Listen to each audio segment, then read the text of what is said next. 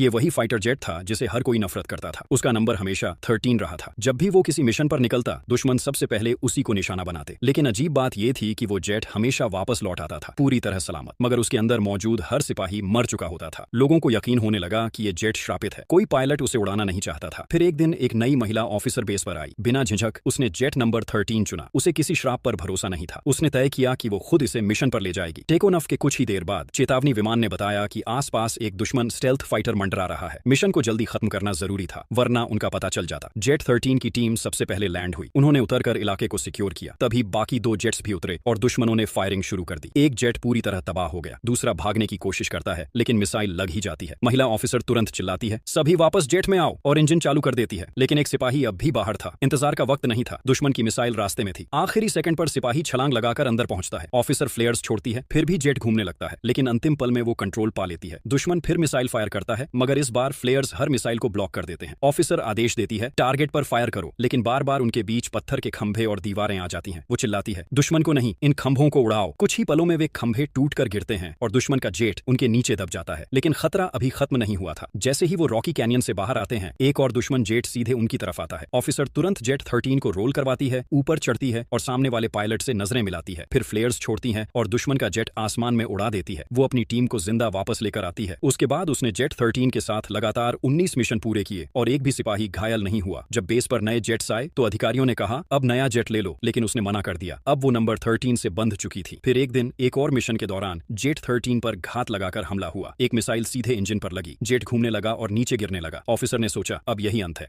लेकिन तभी दूसरा इंजन गरज उठा और जेट संभल गया। कोई घायल नहीं हुआ, मगर अब सामने दुश्मन की पूरी फौज थी। टैंक रॉकेट्स के सामने टिकने का कोई चांस नहीं था। महिला ऑफिसर जेट से बाहर निकली और सेल्फ डिस्ट्रक्ट सीक्वेंस एक्टिव कर दिया। काउंटरडाउन खत्म हुआ, लेकिन जेट फटा ही नहीं। वो हैरान रह गई। तभी दुश्मन सैनिकों ने जेट को घेर लिया और फायरिंग शुरू कर दी। अगले ही पल जमीन हिलाने वाला धमाका हुआ। जेट 13 फट गया और पूरा दुश्मन दस्ता मिट गया। असल में जेट 13 ने खुद अपनी विस्फोट को देर से ट्रिगर किया था, ताकि वो आखिरी पल तक इंतजार कर सके और उस महिला ऑफिसर और उसकी पूरी टीम को बचा सके।